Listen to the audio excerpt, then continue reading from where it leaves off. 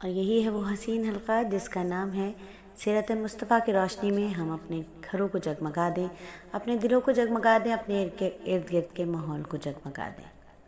چلیے سیرت النبی قدم بقدم میں آج قسط نمبر 16 کی جانب چلتے ہیں، جہاں ہم پہنچے ہیں اس مقام پر جہاں دائی حلیمہ کے بچے بھاگتے دوڑتے آ رہے ہیں اور اپنی والدہ سے کہہ رہے ہیں کہ اے والدہ محترمہ، جلدی چلیے ورنہ ہمارے بھائی محمد ختم ہو جائیں گے۔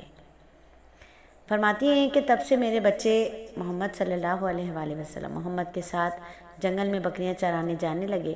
میں ان کو ان کے ساتھ بھیج دیا کرتی تھی۔ اس کے بعد آپ اپنے بہن بھائیوں کے ساتھ جانے لگے۔ آپ خوش جاتے اور واپس آتے۔ ایسے میں ایک دن میرے بچے خوفزدہ انداز میں دوڑتے ہوئے آئے اور گھبرا کر بولے، امی جان جلدی چلیے ورنہ بھائی محمد صلی اللہ علیہ وآلہ وسلم ختم ہو جائیں گے۔ دائی حلیمہ کہتی ہیں یہ سن کر ہمارے تو ہوش ہی اڑ گئے۔ دوڑ کر وہاں پہنچے، ہم نے آپ کو دیکھا، آپ کھڑے ہوئے تھے، رنگ اڑا ہوا تھا، چہرے پر زردی چھائی ہوئی تھی، اور یہ اس لیے نہیں تھا کہ آپ کو سینہ چاک کیے جانے سے کوئی تکلیف ہوئی تھی، بلکہ ان فرشتوں کو دیکھ کر آپ کی حالت ہوئی تھی۔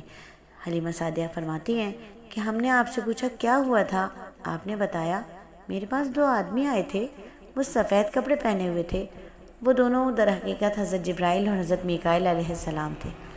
ان دونوں میں سے ایک نے کہا کیا یہ وہی ہیں؟ دوسرے نے جواب دیا ہاں یہ وہی ہیں۔ پھر وہ دونوں میرے قریب آئے، مجھے پکڑا اور لٹا دیا، اور اس کے بعد انہوں نے میرا پیٹ چاک کیا، اس میں سے کوئی چیز تلاش کرنے لگے۔ آخر انہیں وہ چیز مل گئی، انہوں نے اسے باہر نکال کر پھینک دیا۔ میں نہیں جانتا وہ کیا چیز تھی۔ اس چیز کے بارے میں دوسری روایات میں وضاحت ملتی ہے کہ وہ سیاہ رنگ کا ایک دانہ سا تھا۔ یہ انسان کے جسم میں شیطان کا گھر ہوتا ہے اور شیطان انسان کے بدن میں یہیں سے اثرات ڈالتا ہے۔ حلیمہ سعدیہ رضی اللہ تعالیٰ عنہ فرماتی ہیں ہم آپ کو لے کر گھر آئے۔ اس وقت میرے شوہر عبداللہ بن حارث نے مجھ سے کہا حلیمہ مجھے ڈر ہے کہیں اس بچے کو کوئی نقصان نہ پہنچ جائے، اس لیے اسے اس کے گھر والوں کے پاس پہنچا دو۔ میں نے کہا ٹھیک ہے۔ ہم آپ کو لے کر مکے کی طرف روانہ ہوئے، اور جب میں مکے کے بالائی علاقے میں پہنچی تو آپ اچانک غائب ہو گئے۔ میں حواس باختہ ہو گئی۔